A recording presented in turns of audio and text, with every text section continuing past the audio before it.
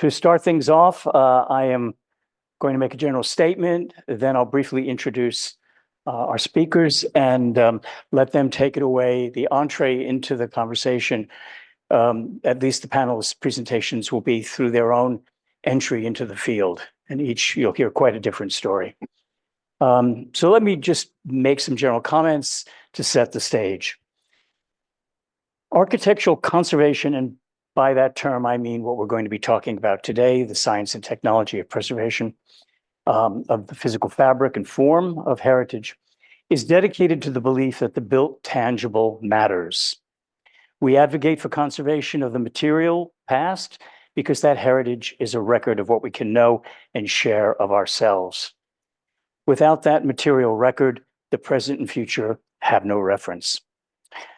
Entering the English language in the 1930s, the term conservation signaled an important and conscious turn from earlier craft-based restoration toward a more methodologically framed approach based on the techniques and language of science in preserving works of artistic and historical significance. In recent years, the assumed truths embodied in the material reality of cultural works and revealed by science has rightly been challenged by a more multivocal understanding of the many truths associated with cultural heritage and its construction. So this final panel of Preservation Futures will examine the role of science in shaping conservation practice and its encounter with a more culturally informed understanding of heritage values. And already we had quite a lively discussion last night at dinner. We do not have full agreement on this, so there will be some very interesting conversations. Okay, so to frame the discussion, before I turn it over to the panelists, let me make a few comments taken from a 2015 position paper outlining the results of a 2013 ECROM forum on conservation science. The application of science to heritage conservation has over a 100-year history, formalized through the organization of the first scientific laboratories at museums in Europe. It was in Berlin and London and Paris. I don't know why people always associate, if you have a lab, you have science, therefore it must exist. And then later in the US at the Fogg Museum in Boston at Harvard. As an applied field, conservation science, therefore, is neither new, nor does it currently enjoy consensus on a specific path of training. And I know we're going to hear a lot about this in the discussion. Lack of consensus on a definition of conservation science is shared by many other interdisciplinary fields and may explain why there is no clear agreement of competencies for professional practice and therefore academic training. So it goes round and round. So as a point of departure for discussion, I'll offer a no doubt flawed definition to at least pick at today. Conservation science, I should probably say conservation sciences in the plural, is a specific domain where diverse scientific knowledge and methodologies are applied to understand, characterize, and preserve the material realities of cultural heritage, including its changing values and sustainable uses. Conservation science, and indeed conservation itself, is an inter- and transdisciplinary field. Again, we can discuss this later, meaning that they utilize theories, concepts, tools, methods, models, data, and paradigms of two or more established disciplines to create a new, and I quote Hutanemi here, a new intellectual landscape of knowledge. So with that, I've left all your bios in my office, so I'm going to let you do that because if I try to do it, I will go on forever. So I'm just really grateful you're all here. And as I had mentioned, we will, I'm going to ask each of you to describe in some detail your entry into the built heritage conservation field and science, whatever the order of your path. We didn't talk about an order. Any volunteers? Jeanne Marie said she. Last. Okay. So, okay, you start and don't forget mic's on. Mic on? Okay, thank you all. Mic on? Thank you. Okay. And I said this last night at dinner. It sounds glib, but my entry into the conservation field was through football and baseball.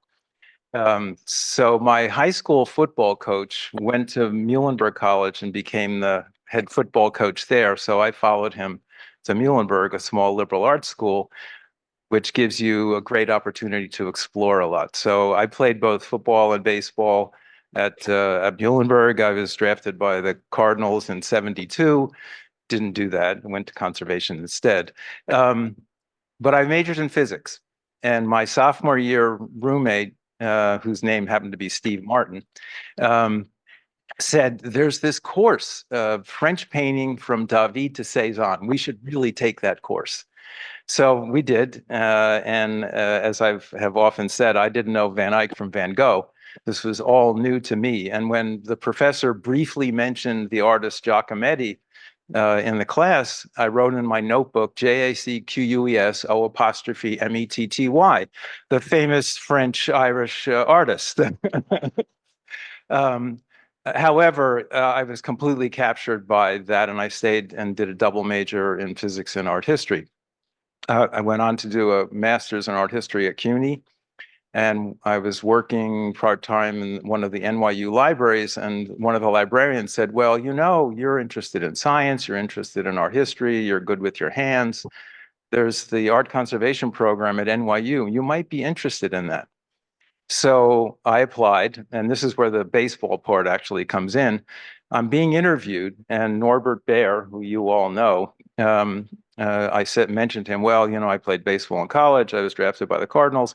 And he said, well, I had a tryout with the Yankees.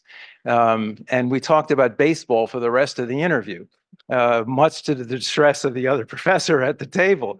But I'm convinced that's how I got into the NYU conservation program, because Baer loved baseball. My internship with that sent me to England at the Building Research Station with Clifford Price, who we all know. And I studied stone conservation there, came back and was hired by the Metropolitan Museum to work on their architectural fragments in the Egyptian collection. And then at the same time was doing a PhD in chemistry with Seymour Lewin, also a famous scientist who worked on stone conservation.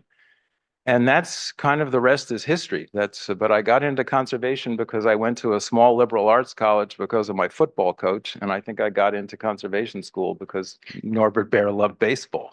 So, and I guess the end of the story is that I met my wife at the Met. As she said, we met standing on a scaffold at the cloisters. And that's probably the best part of the story. And just for the record, you're George Wheeler, aren't you? Yeah.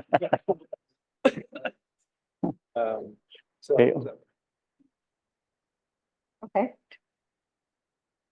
You'll have to fill in a bit more in your bio because of my Yeah. negligence. I apologize. Okay. I'm Jeanne Marie Tetutonico. Hello, everyone. It's really nice to be here with so many people I don't know, but also so many people that I do know in the audience. Just to be clear, I'm not a conservation scientist. I'm an architectural conservator, unlike the other two panelists. And I think probably, as George said, there's an assumption that people like me have a very linear career path. So not the case. I actually started university as a math major. I thought I either wanted to be a mathematician like my father or a musician. That was the other path. It's a very long story about why neither of those things happened. Let's just suffice to say, most of the people in the math department at university were kind of orbiting a planet that I didn't inhabit. And so I decided quickly that wasn't for me. And the music department at that time, when I asked the head of the department whether they gave credit for performance like piano, he said, does the English department give credit for typing? So anyway, that was the end of that.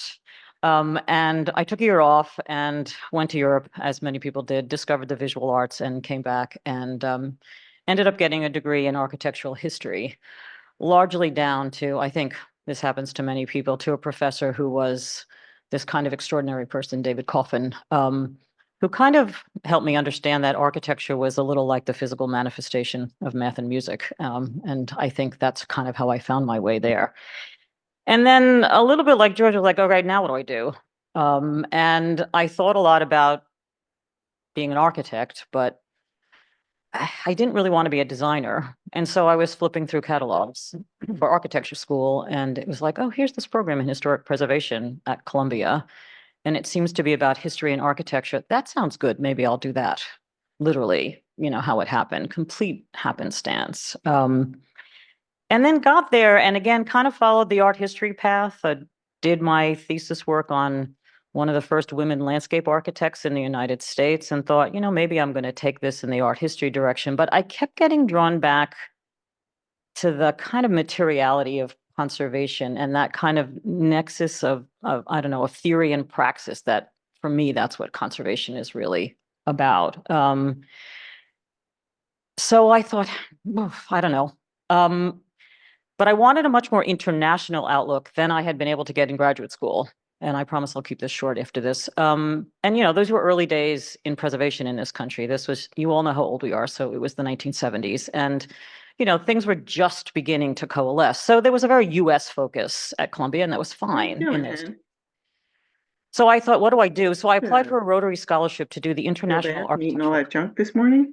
at ICROM, the International Center for Conservation in Rome, which I was completely ill-equipped to do. But I got the scholarship and they let me in, and it changed my life, basically. I found myself as a very young person in this place where 25 people from 25 countries came to do this course, busted my world wide open. I'd been to Europe once, in my life. And the course was taught by some of the most preeminent conservation professionals of their day. And again, I was very lucky. People like Paul Filippo, the eminent art historian and theoretician of conservation. Giorgio Torraca, who kind of, invented conservation science. Laura and Paolo Mora, wall painting conservators who, again, were at the forefront of their profession. I was just lucky to learn from these people. And after staying to do a fellowship with Giorgio Torraca, I eventually co-taught the part of the architectural conservation course at ICROM that dealt with the analysis and characterization of building materials. And I was there for about 10 years. And just to say, since we're talking about science, ICROM didn't then and still does not now have a laboratory with millions of dollars of sophisticated equipment. We had, 3 microscopes, 2 balances, a lot of chemicals, and some, glassware. And I know, George, we'll talk about like whether chemistry is conservation science, but we kind of decided to make that limitation a strength and to say, okay, if you don't have a lot of sophisticated equipment, what can you do? And the answer is a lot, or a lot more than with nothing. And so, this is a way in to understand materials and their properties and other things. It was also a way to develop a conversation between architects and scientists and conservators and other professionals, because if you don't have a linguistic commonality, I don't know how you kind of function in this field. So that was that. I was there for about 10 years. Then I met my husband, yes, who was the head of conservation at English Heritage in those days, and I moved to the UK.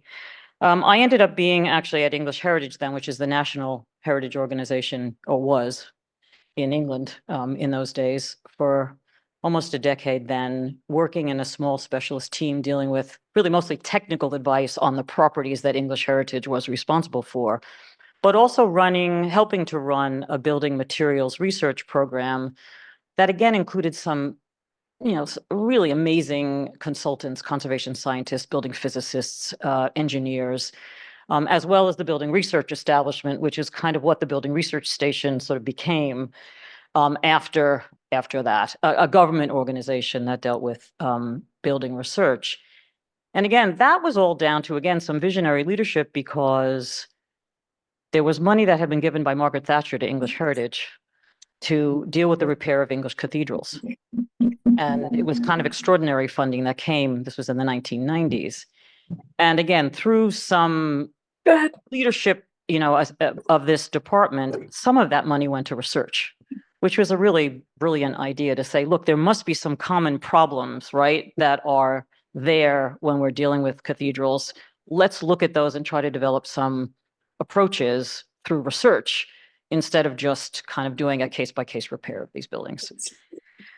So that was another decade, and a lot of what came out of that research is published in these volumes called the Research Transactions, which unfortunately are not online, but I'm working on that right now. And then in the early 2000s, I was offered a job at the Getty Conservation Institute in Los Angeles, as you know, is a private philanthropic, part of a larger private philanthropic organization. Yes. And for most of the couple of decades that I was there, I was the associate director, which meant I was responsible for really developing the strategic priorities of the institution with the other senior leadership. And, you know, that was trying to figure out what we should be doing, with whom and why. Because one of the problems with a well-resourced institution, which, as you know, the Getty is, as opposed to an ECROM, which doesn't have, you know, a huge amount of resources, is that you can spend a lot of time doing a lot of really interesting things that don't add up to much. So it's very important to try to think about where you should put your resources and where you might have impact in a way that perhaps other institutions are not able to do, and with whom you can collaborate in a meaningful way. As you probably know, the GCI has a very, very a large and a well-resourced science department that both supports the GCI's own projects, but also does research in a lot of significant areas dealing with both movable and built heritage. So everything from, you know, the conservation of contemporary plastics to, you know, hydraulic motors on archaeological sites threatened by climate change. So that's kind of me. You know, it's been a kind of arc like to Europe and back to the United States, mostly in the not-for-profit sector, which has different challenges, I think, from the for-profit and the academic parts of our profession. But though I'm not a conservation scientist, I mean, I think conservation science has been a consistent part of my career trajectory, but really more from the point of view of practice and education than really from, you know, the person actually doing the research. I'll stop there and hand it over to Heather. Heather.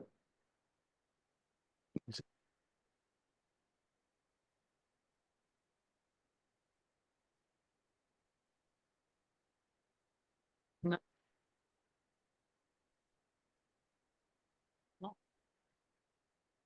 Okay. That better? Oh, yes, that is better. Brilliant. Who am I? I'm Heather Viles from the University of Oxford in the UK, and I feel a bit of an interloper. I don't think I'm really a scientist, nor am I a conservationist either. So, but maybe let me tell you a little bit more about myself. A bit like the other two, I have broad interests at school. What I really wanted to do was maths. Well, my second thing I wanted to do was art. The third thing I wanted to do was architecture. So I ended up doing a degree in geography. And in the UK, geography is a very popular subject for people like me who didn't really know what we wanted to do, because it gives you the opportunity to be as broad as possible. And you know, within the UK academic system, it's harder for undergraduates to follow their own star. But I was quite unusual on this course. I did it at the University of Cambridge, which has a long tradition of excellence in geography. But I was one of the few people who studied equally the physical side of geography, the scientific side, especially geomorphology, the study of landscapes and the processes which shape them, and human geography, specifically historical geography. When I finished that course, what I really wanted to do was work in radio. I wanted to be a radio producer. My second choice was to go and work for the civil service. So I ended up doing a doctorate instead at the University of Oxford, which was a little bit by chance. I chose it, to be quite honest, for all the wrong reasons. The topic allowed me to travel, which was something I wanted to do, and the topic sounded a bit interesting. It was to do with biological weathering of limestone in the tropics. And I was a bit romantic and thought this sounded really good fun. And it was good fun. I had 3 fantastic years. I did my field work in the Seychelles on Aldabra Atoll, which is a world famous World Heritage Site, notable for 152,000 giant tortoises. It also had a small research station, and I was privileged enough to do a lot of work there on the limestones and how especially bacteria were weathering them. Now, unsurprisingly, when I finished this in the mid-1980s, there wasn't a lot of call for people who had expertise in the weathering of limestone on a obscure island. But I was very lucky enough, and this is, I think, the story of my life so far, has to be lucky, that I found a postdoc with a wonderful supervisor, Professor Sir Ronald Cook at University College London. But it was funded by the Building Research Establishment, which we've heard a little bit about already. And it was to do with acid rain on cathedrals. This was a really big issue at the time. Was acid rain damaging cathedrals? And interestingly, the postdoc focused on two very different things. Firstly, looking at the history of air pollution around some of the major cathedrals. And secondly, trying to do some science to try and work out what was happening in terms of the impacts of acid rain. I had a ball on that. This first got me up cathedrals on scaffolding. I discovered that I'm not very good on scaffolding. But I discovered that I loved applying my science to some really important problems. Once I finished that, it was really difficult to get academic jobs, and I did a series of part-time, very badly paid jobs within the University of Oxford. And then in 1992, I was lucky enough to get a tenure track job in the university, working in the geography department, pursuing work really across both the built environment and the natural environment. So those have been two interests. And my official job title is Professor of Biogeomorphology and Heritage Conservation, which is a bit of a challenge for business cards. I have to have kind of more something like a bookmark. And I'm now also as well associate head for research for the social science division, which is a boring job full of bureaucratic twaddle. I didn't just say that to my employers. I know I'm being recorded. But what I really love doing in my job is directing a small but vibrant group called OxRubble, which stands for the Oxford Resilient Buildings and Landscapes Lab. And within that, we have a team of about 10 of us, largely students, postdocs, technicians, with an amazing international and interdisciplinary background. We have archaeologists, architects, chemists, geographers, cultural geographers, people from a vast range of backgrounds, and people very, very international. And we tackle a whole series of projects to do with conservation of built environment and conservation of the natural environment. We work in collaboration, for example, with the Getty Conservation Institute, with Historic England, with Historic Royal Palaces, and with the Dunhuang Academy in Northwest China. So like the others, I have a very broad view of what I think science might be, and an even broader view perhaps of what I think heritage conservation might be. So Frank, back to you. Okay, thank you very much. So you did a far better job than I.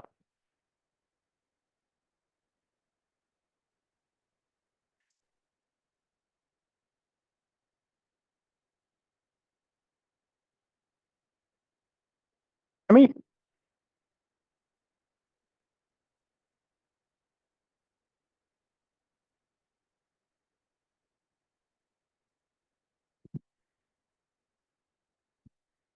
okay.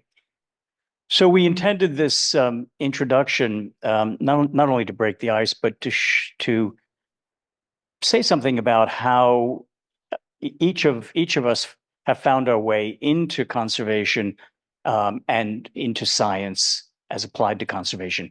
To be clear, the topic today is conservation and science, not conservation science. And so we really want to be clear on this because I think we'll have a much richer conversation about the relationship of the two. And as I've mentioned, it's an old relationship, and it is one that at times has dominated the conversation, and the pendulum has swung to the other side now, and now I feel it is righting itself. Our three panelists are educators, they're researchers, they also are practitioners in applied research. And so I think we have a lot to talk about. So I'm going to pose the first question, which is for each of the panelists to answer as they like. What is science for you, and what is it in the context of built heritage conservation? Or more specifically, how does science serve the primary objectives of built heritage conservation, assuming the field and the practice are a cross-disciplinary hybrid?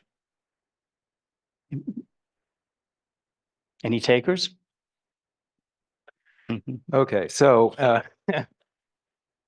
well, one of the points of discussion is this definition of a cross-disciplinary hybrid, which is an indication of pieces coming together. And do those pieces remain separate, or have they become something on their own? So I actually have a kind of negative reaction to that classification, because it seems to indicate that we're not something by ourselves, but we're just pieces of other things.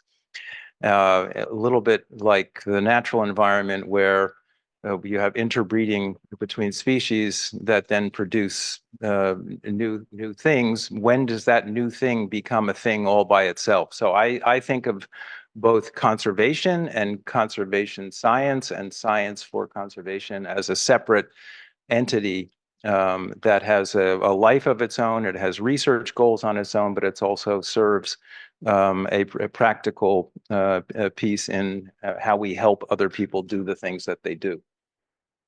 In that context, I also believe that we have focused historically much too much on chemistry than we do, particularly with respect to the built environment, as opposed to other disciplines like material science, engineering, geography, environmental science, et cetera.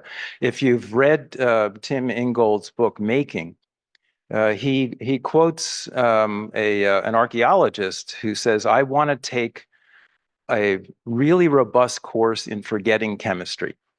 And he has a really good point, because it goes back to the point Frank made a few moments ago about the relationship between conservation, science, and craft. The point that Ingold is making, and the person that he quoted, is that before we had the periodic chart, we had all these people learning how to make things without having a fundamental grounding in the sciences. They banged on things and they sounded a certain way when they were banging them, and they knew what that meant. They didn't know if there was 3% lead in that, or there was a little bit of arsenic, what the species of wood was, et cetera, but they knew how the material sounded. It is, in fact, the soundness of the material that they understood. They knew when that hunk of metal got too stiff to work again, because it sounded different, and then they would anneal it and bring it back to a usable way of shaping it into the form that they were desiring.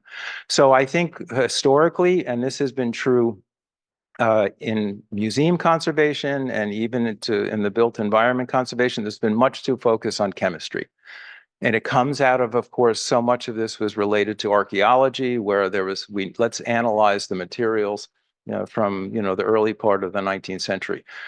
I think we should be developing stronger affiliations with engineering, all the forms of engineering, not just structural, but electrical, environmental, et cetera, as well as material science.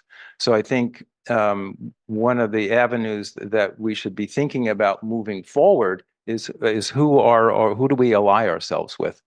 And how does that best serve the goals that we would like to achieve? And some of that relates to funding avenues that I think Heather might jump in on at some point as well. So when Frank said, let's talk about what science is, and I'm saying, God, do we have a week or what? But in the context of conservation and the built heritage, I think we should be developing stronger allegiances and alliances with the various forms of material science and engineering, rather than moving a little bit away from chemistry. I know my mentor, Seymour Lewin, is rolling over in his grave right now, but that's where I'm going to leave it.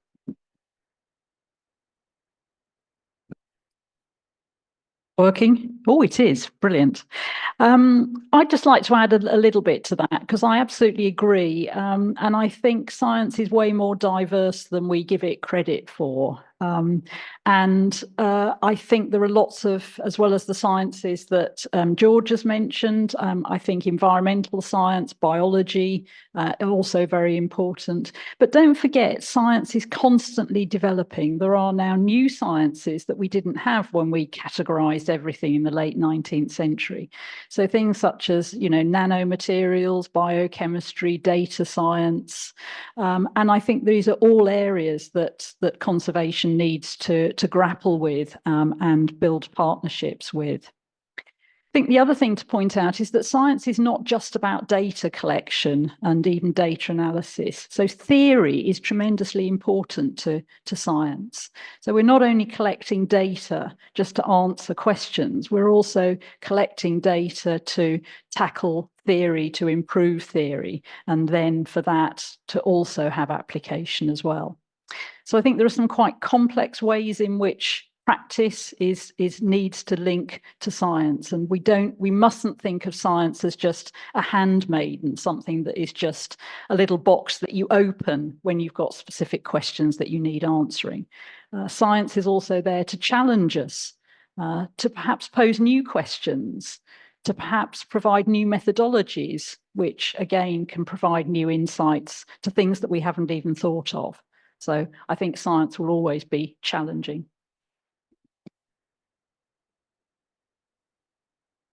Yeah, again, I'm a conservator again. So science for me has, and conservation science has never been solely about chemistry for me. But again, maybe I've been fortunate in my career to kind of deal with a very wide variety of scientists. But science for me has always been just one way of knowing the object. Again, to go back to Paul Filippo, it's just one of the avenues that is open to us to understand what it is that we're dealing with. And then there are lots of other kinds of knowledge. There's empirical knowledge, there's craft knowledge that's passed down through generations. And then all of this obviously has to be considered in terms of the multiple values that are associated with a place, what is significant about it, how it's changed over time, what is its history, etc. So to me, science is kind of one avenue to know something about what you're working on with. And so I think, yes, it gives you information about the fundamental properties of materials, how they decay, how they respond to particular environments. I think it's also sometimes science helps to develop and evaluate treatments. I think science, as Heather said, is also developing new ways to actually gain information about objects and materials and buildings without having to, I don't know, damage them or, in some way take samples, et cetera. So, so there's that piece of it as well. So as I said, I think it's just one of the avenues we have to understand and then to make understandable what the heritage that we are, in fact, working on or interfacing with.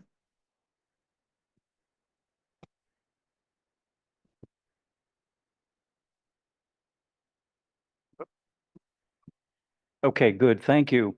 In your experience, how has the relationship between science and conservation as a cultural pursuit changed? Some of you have touched on this, but I'd like to explore this more because I think we're in that moment of change. If it's changed at all in response to changing notions and values of heritage. Well, I think one of the important, and you had touched on this in some of the notes you sent us, Frank, is there has become, and probably through more other cultural studies, a kind of misconception, a little suspicion of science as a discipline that puts forth truth. And I think that in itself is a problematic term, that science is no more engaged with truth than other disciplines. And to some degree, my opinion is many scientists have put forth the notion that it does. And I think that's a mistake. We should be a little bit more humble as scientists as to what we know. So, I mean, Frank, as you were saying in the introduction, science and other disciplines has been fairly justifiably undermined by the work of like Derrida and Foucault and postmodernism, et cetera, in a way that to me has almost leads into a level of solipsism where everyone has a truth and everyone's truth is equal. And science doesn't work that way. And that it's not that science doesn't have dialogues, disagreements, et cetera, but we have agreements about what we think we know now. But to call that truth, I think is a fundamental mistake that scientists and people who engage with science often make. As you said earlier, Heather, there's contingencies among all of these scientific disciplines that we need to take into account. So how has it changed? I think how it's changed is similar to how it's changed in society, that there's more of a suspicion of scientific information. And I'm hoping that we're beginning to make a bit of a return to engaging with science realistically, and as I said before, with some level of humility by scientists about how certain we are about what we think we know.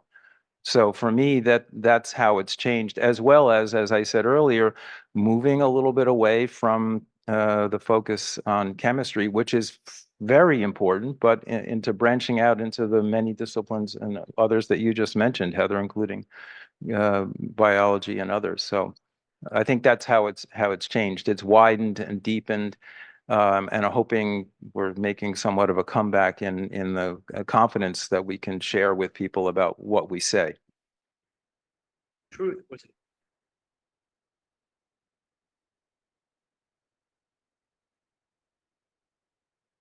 Yeah, I guess maybe I'm disagreeing a little, not disagreeing, but I mean, I don't perceive the same, I don't know, distrust in science or that I think, George, you do. I mean, as I said, maybe I've lived in a cocoon, but for me, again, it's never been truth, for sure not. It was, as I said before, it was just one way of knowing things that also has its own, it has developed, it has, own interpretations, obviously, et cetera.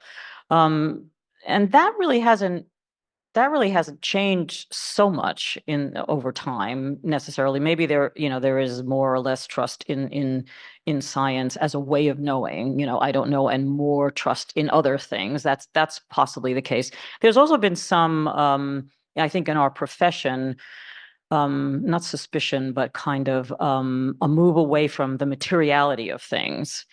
And again, I don't think this is a binary. I think you don't need, in order to understand the many intangible values that are associated with things and the many meanings that people attach to heritage, you don't necessarily have to deny the materiality of something. In fact, it's questionable to me whether, if you don't have the thing anymore on the planet, whether others can have their own interpretations of that thing, if they can't look at it, interface with it, touch it, etc. So part of the reason to try to also conserve the physical reality of something is so that others down the road can decide what they think is important about it or not, and make their own decisions about what to do, how to use it, how to interpret it, etc.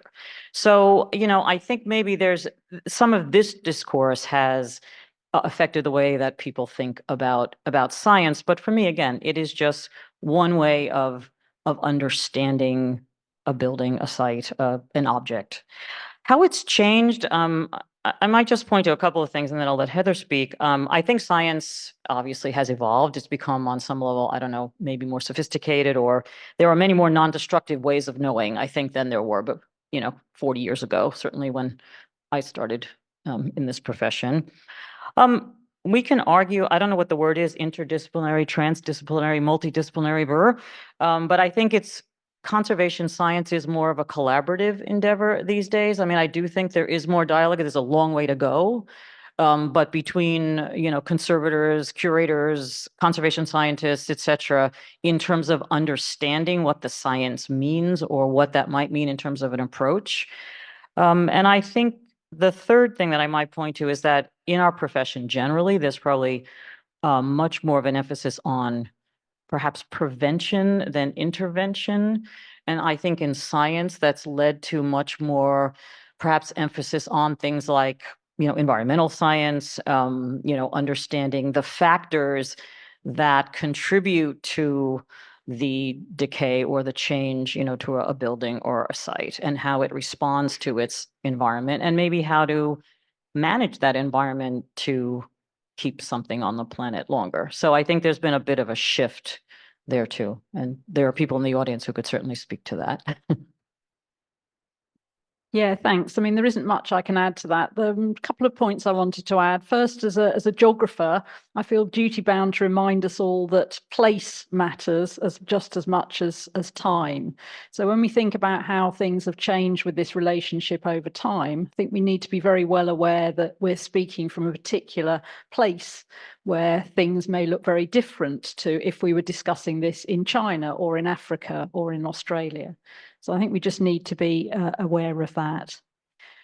Secondly, being an academic, of course, when asked a question, rather than answering the question, I just like posing more questions.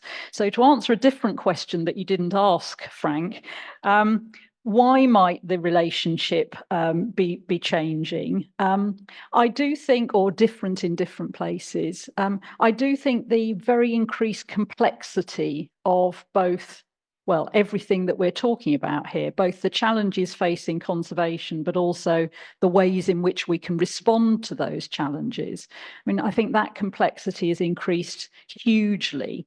And certainly as a geographer, we like to try and have a holistic view on things. And I think that really is changing how we start. Where we start from now is not necessarily to look at acid rain as a problem or to look at consolidants as the answer, but to try and look at the whole suite of challenges in one go. And that, of course, as others have mentioned, requires this interdisciplinarity or multidisciplinarity. But I do think as well we need to consider that that is not necessarily an unchallenging exercise. So one thing that I think is very important is the failure of us to have common language often when we're working in an interdisciplinary way. That was brought home to me when I was working with people and we used the word ecosystem. And I realized that virtually everybody in the room had a very distinct and different understanding of that term. So often we tend to use the same language, the same terms, but probably mean something very different. And that's really important to consider as well when you're doing international interdisciplinary work, where linguistic differences are very pronounced. The final thing I just wanted to reflect about interdisciplinarity is both the benefits that that's providing to the younger generation. We're all what might be euphemistically known as later career. But for people starting off, it's wonderful to be interdisciplinary, but that brings a whole series of challenges and responsibilities that perhaps we haven't had to have at earlier stages. And especially, I think, the concept of where is your disciplinary home? Where do you feel comfortable? So where are you coming from in order to be interdisciplinary? And I think there are some challenges around that as well. So sorry, Frank, just to pose some more questions. I've sort of been beating on chemistry, so I just wanted to contextualize that a little bit. And that is, for many conservation disciplines, including ours, they say, well, you should have a prerequisite. You should take undergraduate organic chemistry. So that when you come into the field, you'll understand everything about organic chemicals. The way organic chemistry is taught in undergraduate school is almost useless to what we need for organic chemistry for you to have a conversation with a scientist or understanding the materials. Knowing the Pauli exclusion principle or molecular orbital theory, which is what you get in an undergraduate organic chemistry course, is entirely useless for what we do. You'd be better off taking a cooking class, because what you will understand about carbohydrates, proteins, fats, and oils will serve you extremely well, including the knowledge you gain about what material, as Jeanne Marie is saying, what materials feel like. How do you know when the steak is done? Do you time it? Do you put a probe in it? No, you put your thumb on it and see how it bounces back to see whether it's medium rare, medium, or well done. That is the kind of knowledge you need as a conservator. And that is science through apprehension. That's apprehensive knowledge. That's, embodied knowledge. That's tactile knowledge, et cetera. That's what you need to see, to hear, to feel, or the soundness I was referring to before. You do not need an undergraduate organic chemistry course to do what you do. So that's my kind of notion about how important chemistry is. It is, and there's kinds of it that are important to you that I think we're not communicating well as educators. And actually, this is an aspect of knowing that falls squarely in the realm of conservation that has been courageously presented now at more and more conferences to say this is the knowledge of the conservator that sits uncomfortably between science and craft, or science and history and craft. And it's been interesting to see this gaining momentum in professional conferences.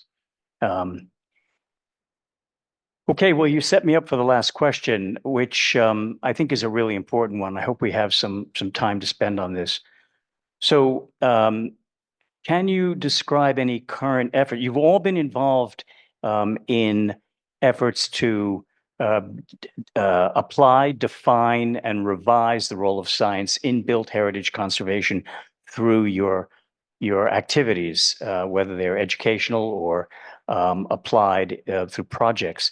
So can you, and because we have Europe represented as well as North America here, can you describe current efforts to, in fact, rethink the role of science in built heritage through initiatives that are currently underway? There's an awful lot of video on YouTube of Heather talking about this.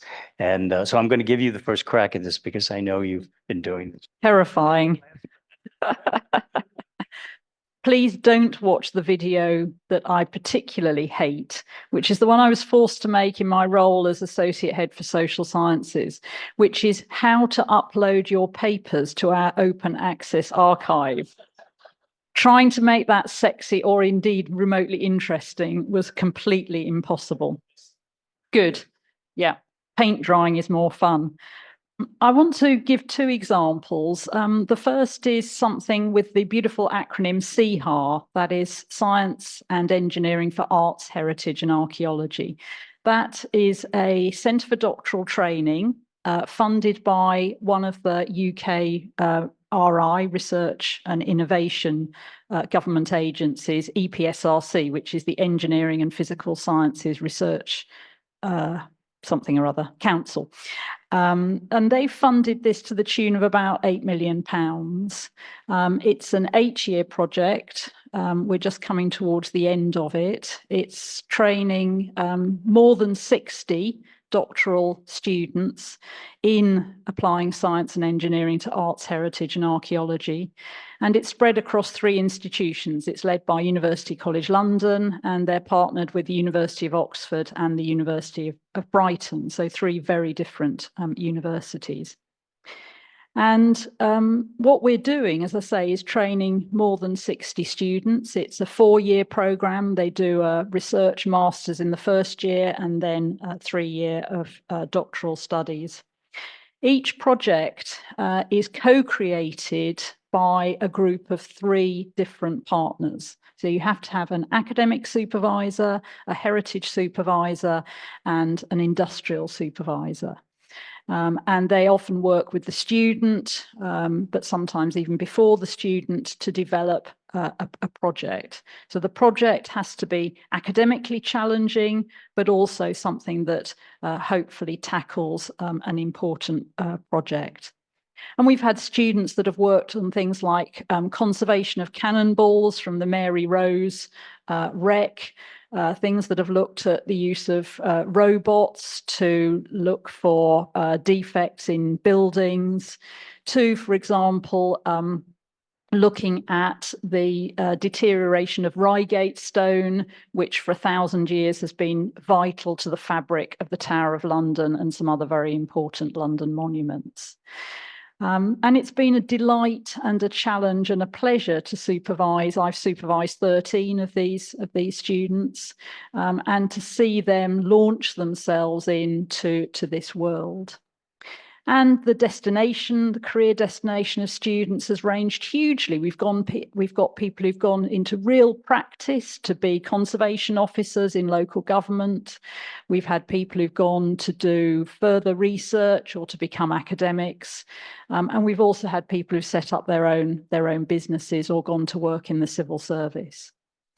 And I think it's a very good example of what you can do. But the budget was very small. We required co-funding each project. We had to seek additional funds. I was very grateful, for example, to the Getty Conservation Institute, who co-sponsored 2 of these studentships. And of course, the government decided not to renew our funding at the end of these 8 years. So that programme, unfortunately, will finish, but we have now set up a whole host of people who are now interested in contributing. And the other thing I would say about it is that it did involve a lot of scientists for whom heritage was a whole new area. I work, for example, very closely with a laser chemist in Oxford who has been working with me to design some new equipment for measuring moisture loss from building materials. And he normally works on completely different applications of his cavity ring down spectroscopy methods. So that's one example. I think funding is a problem, and thinking about the pipeline of students is a problem. I just want to finish by giving a second example, which is much smaller, a 3-year project that I'm leading at the University of Oxford, funded by the University of Oxford's Strategic Innovation Fund, where the money comes from the profits of selling the vaccine that Oxford developed for COVID. And we've been lucky enough to have £250,000 to really do something which the acronym is KEY, Kickstarting Heritage Innovations. And the idea of this is to try and find new collaborative ways of working with heritage partners who may or may not have funding to help with research, and who may or may not have a whole range of very challenging questions they want answered. And our founding partners have been Blenheim Palace, a World Heritage Site near Oxford, and the Charter House, which is a very historic set of almshouses within the City of London. And we've been working with them to try and work out what is a good business model. How could this be funded? Do we need philanthropic giving? Do we reach out to research grants? Do we charge everybody a membership fee? And how can we respond agilely to the problems that many heritage organisations have? This is a real problem, I think. Timing is everything. If somebody comes and wants an analysis done quickly, and the only response you can make is, well, I've got a student who in a year and a half's time might be trained enough to provide a limited answer to that problem, then that's not really very good. But that agility costs money in terms of staff time and training. So those are my answers from the European front. I'm really here to find out what's going on in the States.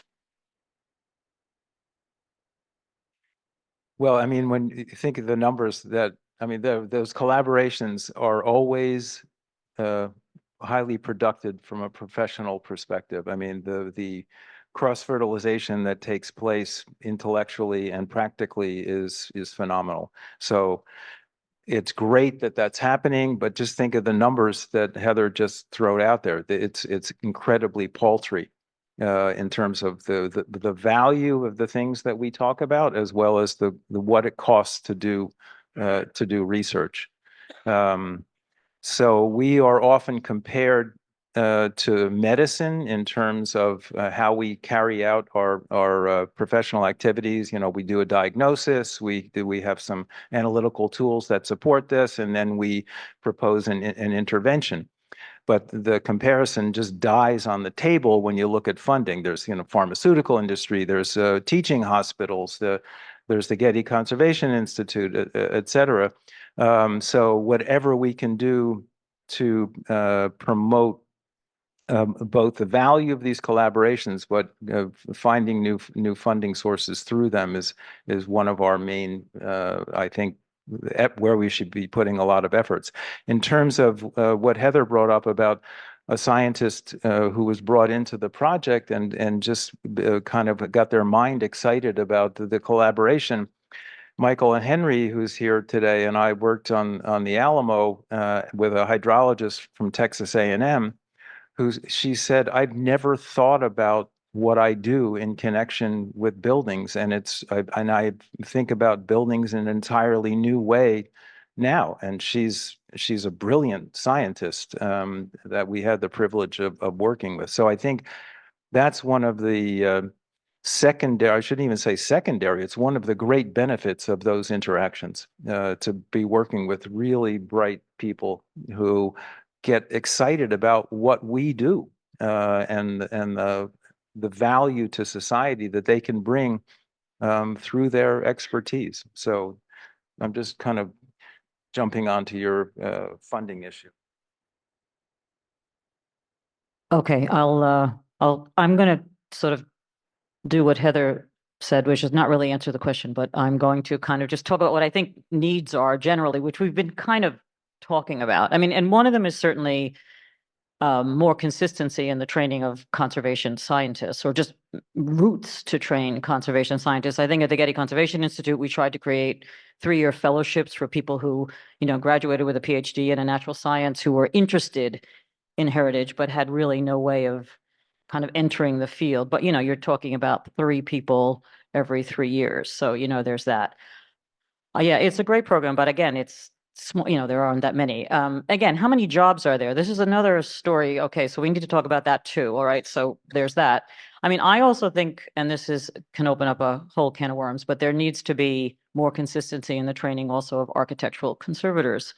And again, for the conservators in the room, I think this is also a conversation that involves the certification of conservators, which, you know, the American Institute for Conservation has voted down consistently over the years. And I don't want to get really provocatorial right now in this, you know, in this realm. But again, it's something to think about, because then, you know, we can, when we call someone an architectural conservator, if we know that they have a certain set of competencies and skills, then they can interact with others in the field in a particular way. And there will be pressure on the schools that teach architectural conservation, obviously, to have some consistency in their curriculum. So I'll just put that out there. I think there also is the need in the practical world for better integration of science into building conservation projects generally. And I think anybody who works out there knows there's often, as Heather said, never mind, you know, no money for now. There's often no money for the kind of work in a project that should be done in order to decide on the appropriate conservation solutions. And so how do we change that? We've just got to change practice, because too many things are done based on no science at all, or just on what worked in the last project. And that's, you know, and it's just not the right way to be going about caring for our built heritage.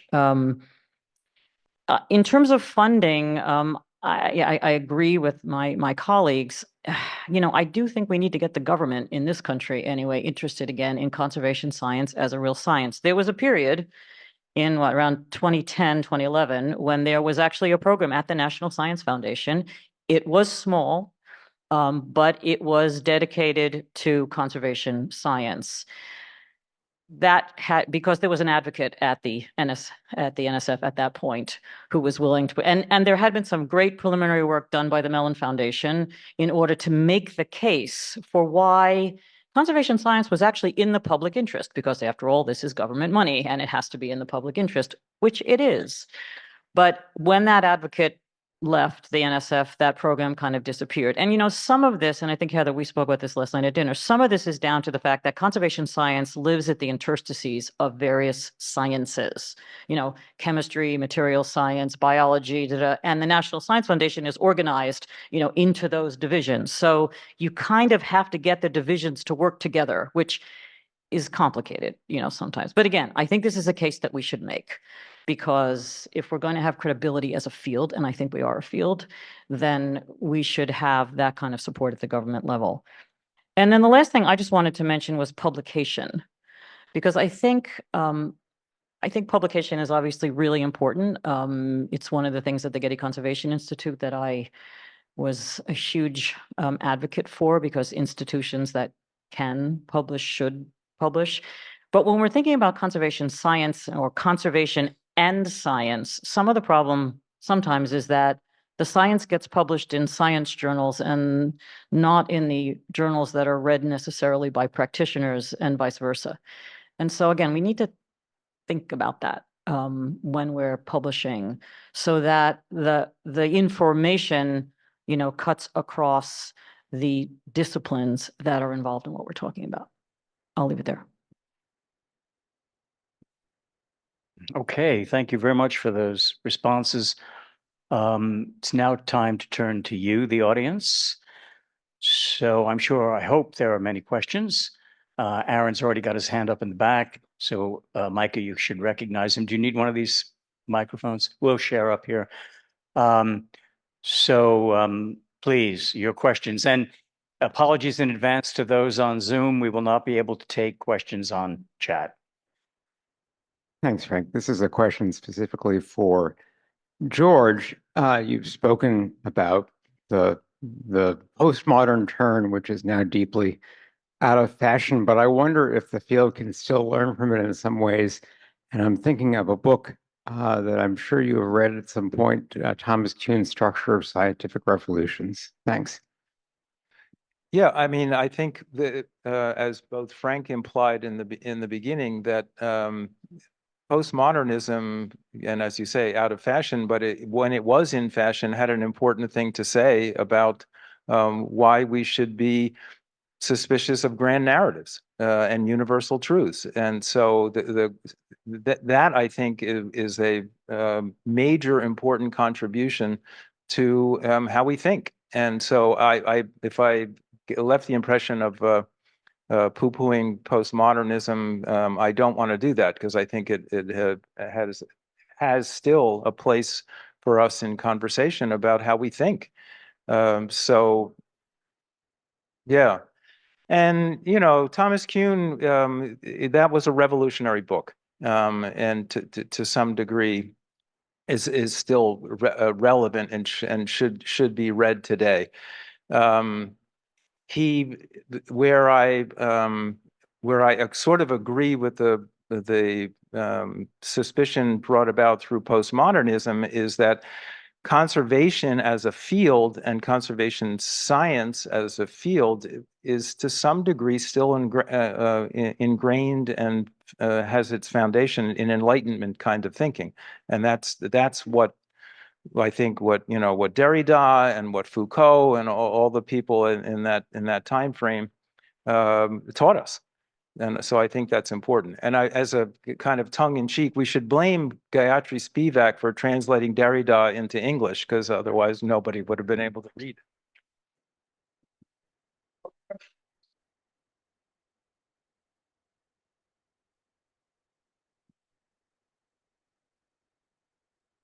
So it seems that you all found a secret doorway into your lives, and I think that thread is similar to many of us as well. When it comes to conservation, and I think one of the things that I think you all agree upon is that the fact that you, by working with other disciplines, have been able to cultivate your own professions and enlighten others as to the benefits of what conservation methodologies can bring to any type of problem that's being challenged out in the sort of the built world. How do you feel? I guess this is a two-part question, but how do you feel that you briefly mentioned craft and how craft plays a role in in conservation as among many of the disciplines, but how do you feel now about that relative to the way in which the current sort of world of design construction plays out, which things are still very much parceled and separated? How do we begin to bring all those things back together, craft and science?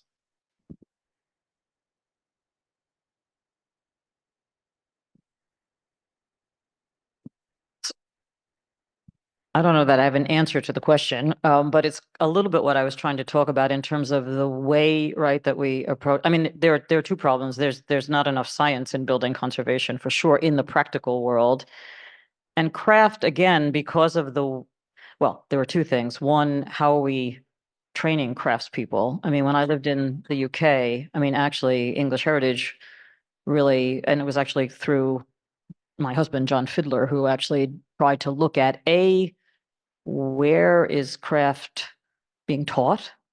How is tradition being, how is that being passed on? What, again, kind of employment opportunities are for people? How do we get those people employed on work sites? And, and some of this is complicated by things like construction law and all of that. For example, I know in Los Angeles, you have to, even conservators have a difficult time working on construction sites because of the legalities of, yes, who is allowed to be on a construction site, et cetera. So some of this is a legal issue.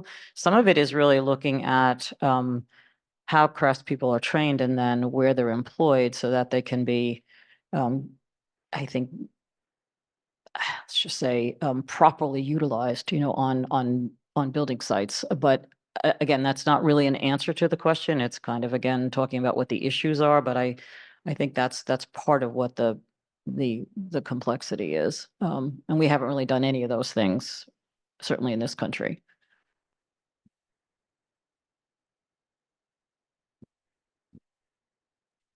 Yeah, I'm not going to answer the question either particularly, but I think it's a really important question.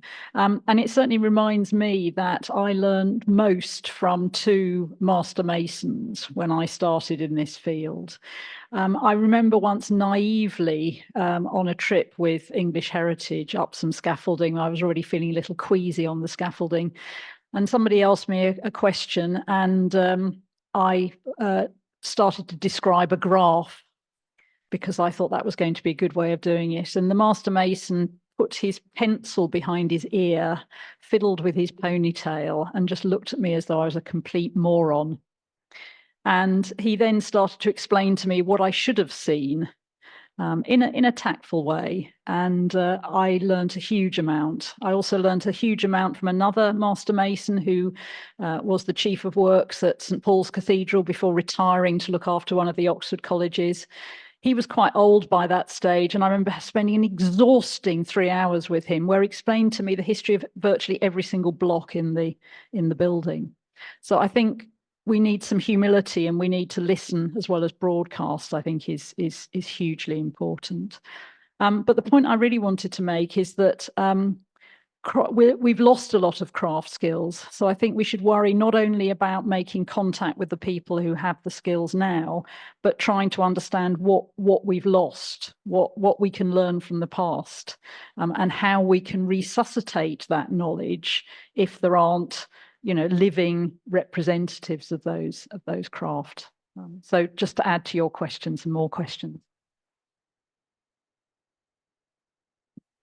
Well, we're not going to teach you to be craftspeople in 2 years in a graduate program. So that's, and I think you're kind of implying that. The important thing is what Heather just raised, and that's how do we communicate with each other? How do we not take a kind of hierarchical view? I'm the professional here, and you're the craftsperson, and I'm symbolically, making one above the other. That's not how those relationships work to the benefit of the object that you're working on.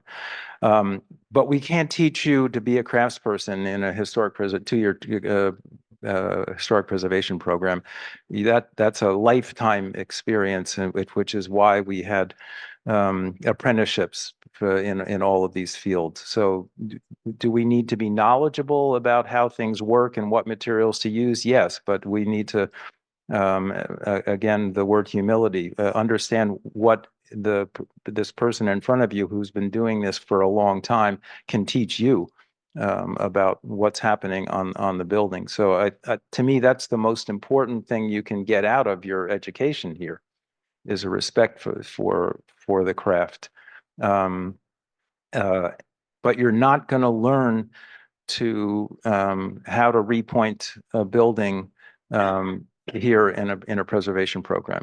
You're going to learn principles about how to think about it, but and Roy, you do this in the class. So it's, you become humble by trying to do that and knowing what it takes, that you don't really know what to do, and when you've put too much water in the mix.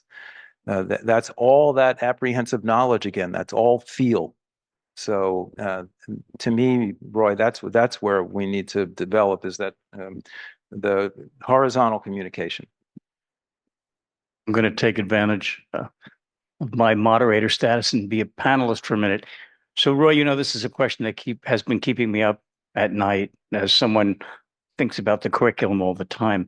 But I just want to maybe take a view from the other side, which is I think knowledge of and respect for what everyone brings to the, I was going to say table, but to the scaffold, is really important. And we tend to always frame this argument of craft versus science, or craft versus academic learning, as a one-way street.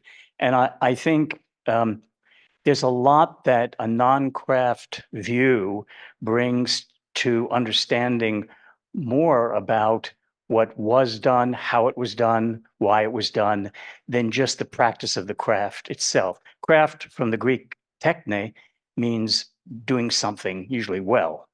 So doing something. So it is the way craft workers learn, by doing. That's become a very popular term in academia. Wright didn't invent it. It was around for a long time. But I think it's a two-way street. And I think what I see is just an inability to communicate because of a posturing that has to do with how you learn something. And there's got to be room for multiple inputs. Other questions? Yeah, there's Just You're next. Hi, what a wonderful panel. So thank you so much for putting this together. So I'm a scientist of movable heritage and an educator in art conservation. And I think that the term interdisciplinarity has been maybe used to describe applied science instead of true interdisciplinarity, because it's so difficult to inhabit that true gray space between art and science. I've seen it done well on a few occasions. So I'm wondering how the panel would suggest that we elevate researchers in this truly interdisciplinary space, in research and conservation. I'm going to start, and then I'll let my colleagues who are more in the academic world talk. But I mean, I think there has to be true institutional support for that kind of working, because we talk about it, but then we reward just staying in your lane and becoming, really accomplished in your lane. No, and I think it happens not just in academia, but it happens everywhere. And so if we really want it to happen on an institutional level, we have to really support it and say, no, if you do that kind of work and you really collaborate and you live in that gray space, then yes, that will be considered a great accomplishment, as well as, kind of your deep dive research into your particular area. So I think that's one of the ways that we need to do it. I mean, I think fostering, I think there is this language issue, that we need to foster. And I know at the Getty, one of the things that I mean, again, these are all tropes, but one of the things we started talking about is sometimes using not just words, but also, visuals to kind of explain things sometimes, because if you're dealing with people who are very visually oriented. Sometimes it was like, oh, the curators are not interested in science. It's not that they're not interested in science. They're just having difficulty understanding what you're talking about. But if you can explain it in a different way, then they get on board. So I think, there are a number of things like that to actually really create the ability to work truly in that way and not just, talk about doing it. But I think the support piece is really, really important. Yeah, I mean, it's a really good question. I think it's a really big challenge. And I agree with everything Jeanne Marie has said. I think perhaps the thing I would add is that respecting and nurturing teams is actually crucial to it. And I think it's always trying to think about, well, what is the end result? It's not interdisciplinarity just for the sake of it.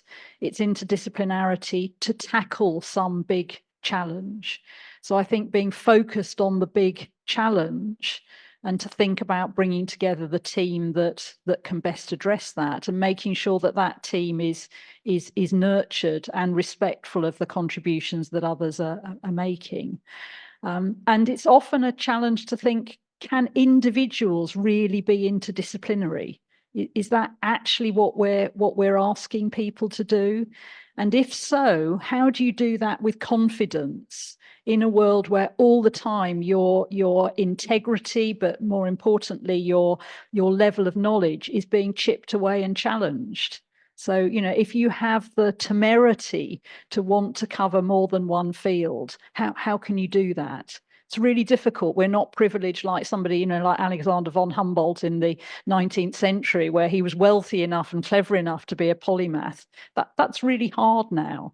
So I think we need more role models, we need more nurturing, and we perhaps need to just assemble teams that are dynamic rather than insisting that everybody becomes interdisciplinary as an individual. Yeah, I'll jump right on top of that. The team aspect and the individual members and what their expertises are is, I think, that is what makes a successful outcome. The hackles go up on the back of my neck when I hear conservation science being referred to as interdisciplinary. Conservation science is conservation science. It's not in the gray space. It's bright blue all by itself. So we should stop talking about something that's made up of pieces of other things in order to make the appearance of a unified discipline. Conservation science has a lot of different aspects and areas of expertise and really bright people, but it's a discipline all by itself. It's not fundamentally interdisciplinary. So is biology interdisciplinary? Is physics interdisciplinary? Is environmental science interdisciplinary? The degree to which we put together a team, just like Heather said, of people with different expertises is how we get to a successful outcome. But this is a thing all by itself, as is conservation, architectural conservation. So I don't know. Yes, I agree with you on that score, but I don't know if I misunderstood the question, but I think what you were talking about in gray space is sometimes, the sort of art and science, the gray space in between. So people who are, art historians, for example, talking to scientists. And again, this is often seen as, this is interdisciplinary working, but how do you talk to each other? I think the other issue is, so it's not that we think conservation science is interdisciplinary, that we need to work in an interdisciplinary way that brings in other disciplines besides the sciences. I think that's what I understood you saying. But I think one of the other things is that we have to have the courage sometimes to respectfully disagree. And I think we're in a place right now in institutions sometimes where that's complicated, and we need to be able to get back to that and have a discourse that, kind of leads us then to somewhere that perhaps is a place that is better for all of our contributions.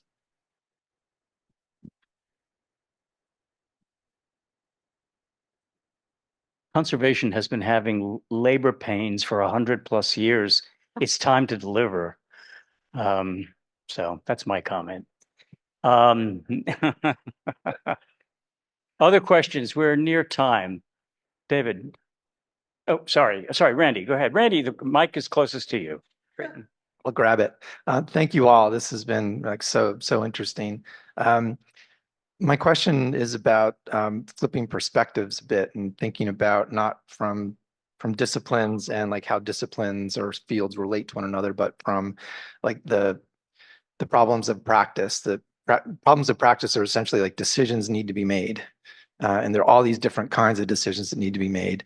Science, as you all are experienced in, has been used really diligently for certain kinds of decisions, basically how things get conserved, but not for other kinds of decisions like what gets conserved or what takes priority and things like that. Other epistemologies are applied to that, history, politics, et cetera. The question particular to the science, and having been staring at the four of you and the two slides behind, two enormous billboards behind you, is a kind of like put a question in my head. Is there a conception of science that is broader? Is there a broader conception of science in the future that gives science a more expansive say in the range of decisions that get made in preservation? For instance, you mentioned environmental science and earth science as being a more robust part of what conservators are taught. I also thought of social science as another family of sciences that you could, I imagine one could make an argument that there's a bigger kind of purchase on preservation that science could accumulate or could assert if science was thought of as something even more broad than what you all have been talking about today. So I don't know, like, do you buy that?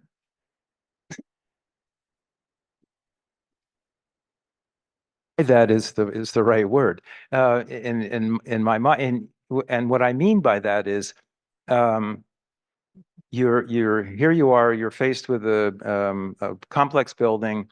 You're a conservator, you're an architect, you have a construction firm that you're involved with. So the role the scientist typically gets. So the answer to the question is yes, there's a bigger role. What happens with the scientist is that the architect comes back to the scientist after all of the discussions have taken place and the budget has been created and say, we have $3,500 for analysis. What can you do for that? So and Chuck is laughing because he knows this. The scientist has to be in the conversation from the beginning, so that the bigger role is that the scientist has a lot more to say than they're typically given credit for, in order to create the larger arc of the project. That's where I see a very big problem in built heritage conservation, is that the scientist is brought in at science, and the scientist is brought in at the end. Your comment about social sciences is, I think, absolutely spot on, because they should be in at the beginning of that conversation as well. So I don't know, Randy, if that really answers your question, but I think, yeah, okay, that's good enough, right? Yeah, I don't know. We've been talking a lot about the natural sciences. We have, but I don't think that science doesn't include social sciences. As I said, I think these are all just ways of understanding and knowing. And so I think the social sciences sometimes don't interface with the natural sciences in the way that they should in a project. And again, I'm thinking about the National Science Foundation now, which has been trying really hard to figure out how to get the social sciences and the natural sciences to work together on particular research programs. One of them dealing with coastal communities, for example, and climate change. And how do you get, those two groups to work together? But I don't think of science as not including the social sciences. But yes, we've been talking about it more in the natural sciences. So I don't know if that answers your question or aligns with what you're saying, but yeah. I was just going to throw a few thoughts in here as well. I think a very good example of perhaps what you're reaching for is archaeology. I mean, archaeology combines science, social science, and humanities in one happy family. How happy it is sometimes remains to be seen. And that's perhaps the challenge, isn't it? That we could see that there would be huge advantages to having a more holistic, broader view of science. I think the German language has a word for it as well. I think Naturwissenschaft means more general knowledge seeking. But how we actually move past tribal loyalties and incompatibilities in theoretical starting points, I think is quite challenging. But I think a close scrutiny of archaeology over the last 100 years would be very interesting. Question has split apart, asunder, anthropology departments in the US. So, last question. Last comment. Heather, and do an observation. What George said a few months ago struck me about that we're not going to be teaching craft in 2 years, and that is, of course, the case. And lots of our students will come out and work for entities that have responsibility in one way or another for important places. And they will be hiring design teams. They will be clients in one way or another, directly or indirectly. And I've noticed, as having been a client for 2 institutions for a long time, that if you say in a request for design services that you are expecting the team to include a qualified conservator, it puts the expectations on a whole different level. So maybe there's only $3,500 left, but if a client says you come to the table to get this job and you bring a qualified conservator and you demonstrate to us why that person is part of your team and that they will have a real role, that applicant already knows a lot about you and about the project. So there's a sort of like signifier in the word conservator that's not, I think, present from saying we want a structural engineer and a mechanical engineer. Those are obvious, but saying we want a conservator on your team or tell us why we don't need one, I think is a really powerful indicator about a client's values. So take credit for that. And our students should know that, whether they're going to be craftspeople or not. They're going to have to exercise the craft of writing RFPs at some point. Some of them, more than we'll actually do pointing, perhaps. So this is a great panel. Thank you very much. Well said, and a good place to end, I think. So thank you, everyone, for coming. This wraps up our Preservation Futures. Stay tuned. Like the earlier panel discussions, this one will be posted on platform in a few weeks. Of course, the recording will be up. I just, in summary, want to say these have been really insightful and very enjoyable conversations we've had over the past semester and a half. And these will lead to something big, I hope, in the coming months. So stay tuned for that. I won't say more than that. We can thank the entire faculty of historic preservation for insisting that these be held. So to our guests, thank you very much for making time. I really appreciate it.